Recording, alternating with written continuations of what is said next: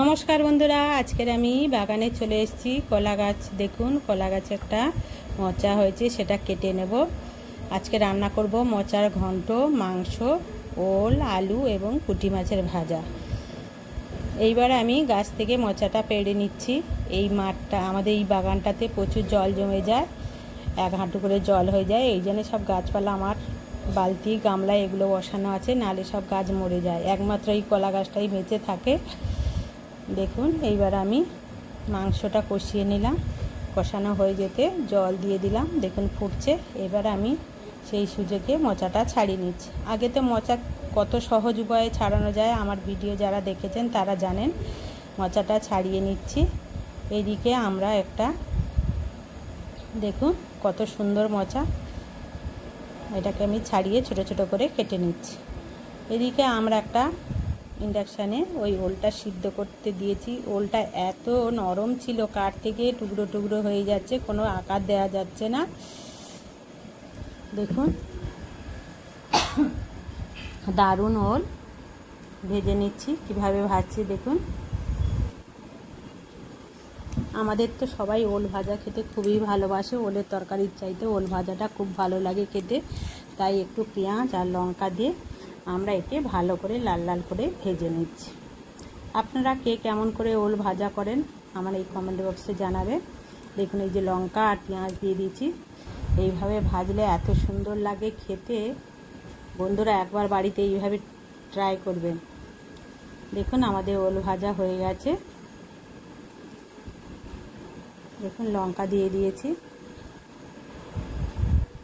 এইবার ওলটা আমরা নামিয়ে নেব। এবার কড়াইটা বসিয়ে দিয়েছি মোচাটা রান্না করার জন্য। কড়াইতে তেল গরম হয়ে গেছে।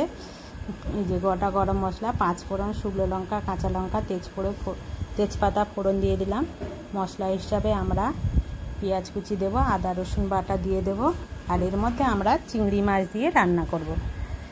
এইটা একটু 5 ফোড়নের গন্ধ ছাড়তে এবার আমরা এর উপর থেকে একটু চিংড়ি মাছ দিয়ে দেবো। চিংড়ি মাছটা এই মশলার সাথে ভেজে নিলে খুব ভালোই লাগে খেতে। মশলার সাথে কষিয়ে নিলে দেখুন চিংড়ি মাছ দিয়ে ভালো করে আমরা ভেজে নিচ্ছি। ওল ভাজার সাথে সাথে আমরা আরও 2-3টে তরকারি করেছি, ভাজা করেছি। একটা আলু ভাজা আর পুঁটি মাছ ভাজা। পুঁটি মাছগুলো খুব একটা ভালো ছিল না, তাও একটু ভেজেছি পেঁয়াজ দিয়ে। এবার দেখুন আমাদের মশলাটা হয়ে গেছে। এবার আমরা আলু দিয়ে ভালো করে এর মধ্যে কষিয়ে নেব। আলাদা করে আমরা আলু আর সিদ্ধ করব না, মোচাটাও সিদ্ধ করব না।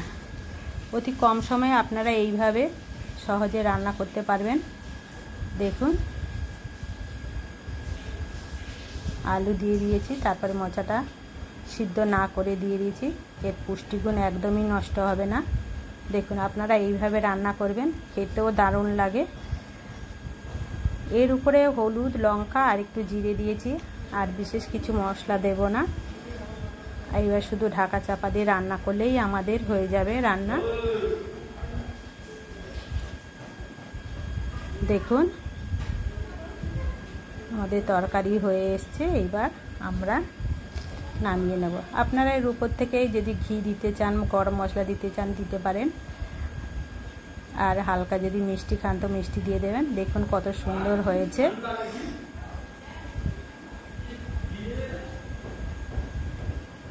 এবার দেখুন আমাদের হয়ে গেছে। বললাম না আলু ভাজা করেছি, ওল ভাজা আর পুঁটি মাছের ভাজা, এগুলো সব মশলা দিয়েই ভেজেছি, দারুণ লাগে খেতে। এদিকে মাংস হয়ে গেছে, আমার মেয়ে খেতে বসছে। মশলাটা কেমন হয়েছে জানার জন্য ওকে আমি জিজ্ঞাসা করছি। মেয়ে খেয়ে বলেছে দারুণ হয়েছে মা, সিদ্ধ না করে করলেই তো হেভি লাগে খেতে। আপনারা এইভাবে রান্না করুন।